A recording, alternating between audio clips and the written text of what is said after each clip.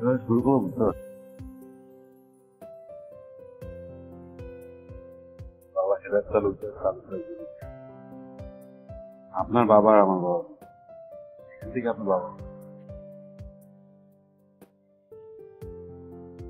পুরো নাটকের পাত্র আসলে আমি।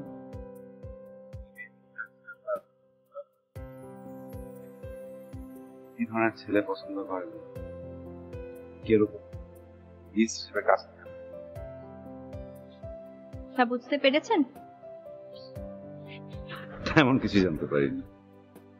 এ ব্যাপারে মনে হয় আপনি কিঞ্চিত দুর্বোধ্য। সাদমান সাহেব, আমার বাবা অনেক চালাক একজন মানুষ। অবশ্য চালাক না হলে বড় বিজনেসম্যান হওয়া যায় না, কিন্তু সে মাঝে মাঝে ভুলে যায় যে আমি তারই মেয়ে। সে যদি চালাক হয়, আমি বোকা। সে আমার পিছনে 2 জন লোক লাগিয়ে রাখলে আমি তার পিছনে 4 জন লোক লাগিয়ে রাখি। সে কখন বাসায় ঢোকে, কখন বের হয়, বিশ্রাম নিল কিনা, ওষুধ খেলো কিনা, সবকিছু টাইম টু টাইম আমার কানে কিন্তু চলে আসে। আপনাদের ব্যাপারটাও আমি প্রথম দিকে জানতে পারিনি, কিন্তু পরে ঠিকই জানতে পেরেছি। এখন আসি আপনার প্রসঙ্গে। সামান্য পিএস সেজে কয়েকদিন আমার পাশে থেকে, কয়েক মুহূর্ত আমার পাশে থেকে আপনার কি ধারণা একটা মেয়ে মানুষকে বোঝা সম্ভব? একটা মানুষ তো সারা জীবনও চেনা সম্ভব। ভেবেছিলাম পিএস হিসেবে কাছে থাকতে পারলে কিছুটা হলো জানতো।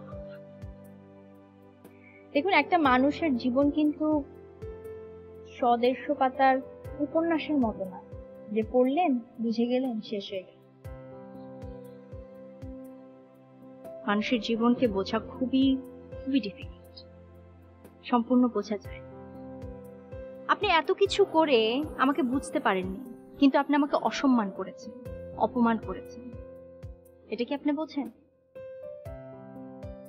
প্রথম ছেলের সময় আপনি আমাকে বলেছেন যে টাকাটা বড় বিষয় না, সুখটা বড় বিষয়। For your kind information mister Sadman, আমি কিন্তু কখনো আমার বাবার টাকার গরম দেখাইনি। আমি এখানে যা কিছু করেছি জেনে শুনে করেছি। আমি কখনো কাউকে বলিনি যে আমি অনেক বড় লোকের একমাত্র মেয়ে, কখনোই না। কারণ আমার কাছে আমার বাবার সুখটা সবচেয়ে বড়, এবং আমার বাবার সুখের জন্যই আমি কখনো বিয়ে করতে চাই না। দ্বিতীয় ছেলের সময় আপনি আমাকে বলেছেন আপনি কি ছেলেটাকে নাচাবেন। একটা ছেলের জীবনে একটা মেয়ের কি মূল্য আছে সেটা আমি খুব ভালো করেই জানি। আজকে আমার বাবা যা কিছু করেছে, যত বড় হয়েছে, তার পিছনে আমার মায়ের ভূমিকা কিন্তু অনেক। আমার মা ছাড়া আমার বাবা কখনো এত কিছু করতে পারত না, আর আমি সেই মায়ের সন্তান। তৃতীয় ছেলের সময় আপনি আমাকে বলেছেন সেই ছেলে শিক্ষা দীক্ষা আমার চাইতে বেশি যোগ্যতা সম্পন্ন। আমার চেয়ে কার যোগ্যতা বেশি, কার যোগ্যতা কম, I am not concern with that. আমি শুধুমাত্র একটা ভালো মানুষ চেয়েছি, ভালো মনের মানুষ। আপনি কি বুঝতে পেরেছেন আমি কি বলতে চেয়েছি? বোঝার চেষ্টা করছি। আসলে বাঙালি নারীর মন যে কত বড়, তার বাস্তবতা যে কতটা প্রসারিত, আমার কোনো আইডিয়া ছিল না। সারা জীবন বিদেশে পড়াশোনা করেছি, বাবা মার সাথে ছিলাম না, এই জন্য একটা ফ্যামিলি, একটা বাঙালি ফ্যামিলি যে কতটা ইম্পর্টেন্ট একটা মানুষের জীবন, এটা আমি বুঝতে পারিনি, বোঝার সুযোগ হয়নি।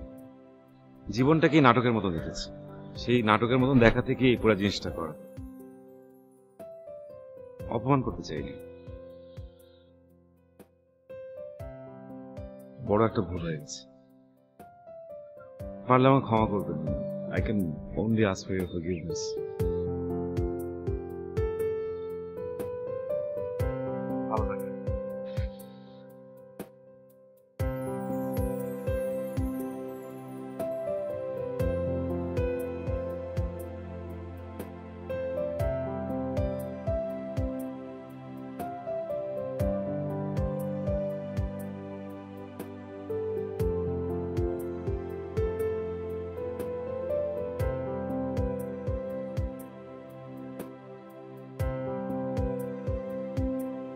আপনার কি ধারণা আমি এত সহজে আপনাকে ছেড়ে দেব? এখন থেকে আজীবন আমি আপনার পিছনে।